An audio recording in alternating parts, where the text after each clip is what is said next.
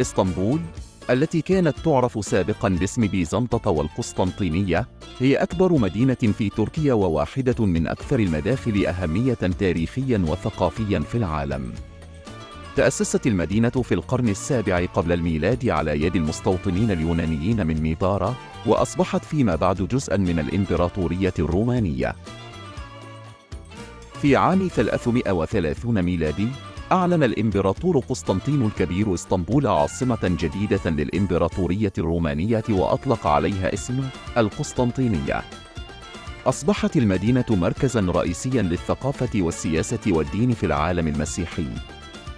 خلال هذه الفترة بنيت العديد من المعالم الشهيرة مثل آيا صوفيا. في عام 1453 غزا السلطان العثماني محمد الفاتح المدينة، مما أدى إلى نهاية الإمبراطورية البيزنطية وبداية العصر العثماني. تحت الحكم العثماني أصبحت إسطنبول مركزاً للإمبراطورية العثمانية وازدهرت كمدينة متعددة الثقافات والأديان.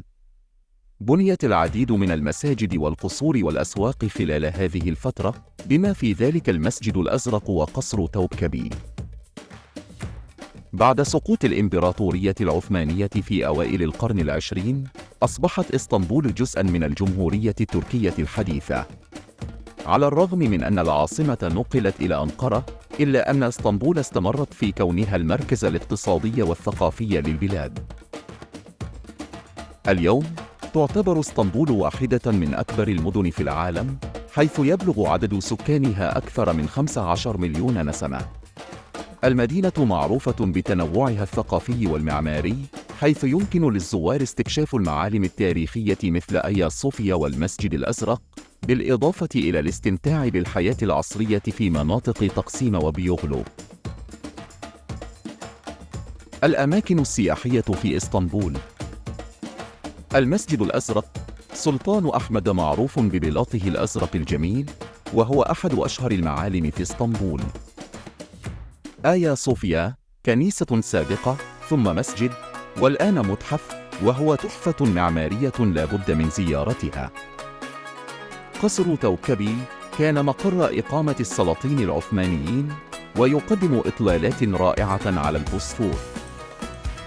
البازار الكبير، كابالي تشرشي أحد أكبر وأقدم الأسواق المغطاة في العالم، مثالي للتسوق والاستكشاف. برج غلطة يوفر إطلالات بانورامية على المدينة، وهو مثالي لمحب التصوير. قصر بهجة، قصر فاخر يعكس عظمة الإمبراطورية العثمانية. صهريج البازيليكا، صهريج تحت الأرض مذهل بأعمدته الرائعة. أحياء بالات وفنر، معروفة بمنازلها الملونة وجوها البوهيمي. رحلة بحرية في البوسفور للاستمتاع بمشاهدة ضفتي المدينة الأوروبية والآسيوية. المأكولات في إسطنبول: الكباب، الطبق الأكثر شهرة، مع تنوعات مثل دونر كباب وشيش كباب. المزة، مجموعة متنوعة من الأطباق الصغيرة المقدمة كمقبلات، تشمل الحمص، الجاجيج، زبادي بالخيار، والدلمة، ورق عنب محشي.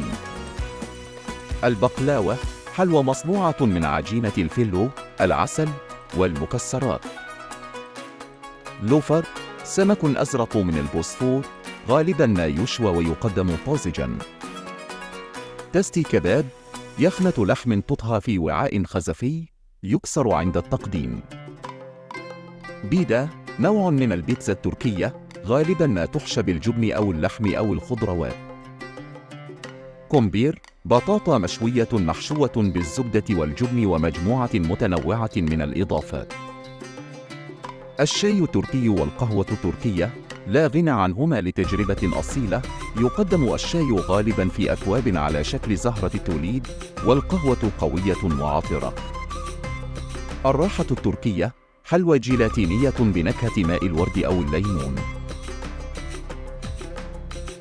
من فضلكم لا تنسوا الاشتراك في قناتي لمزيد من الفيديوهات الرائعة والمشاهد الخلابة. شكراً لدعمكم.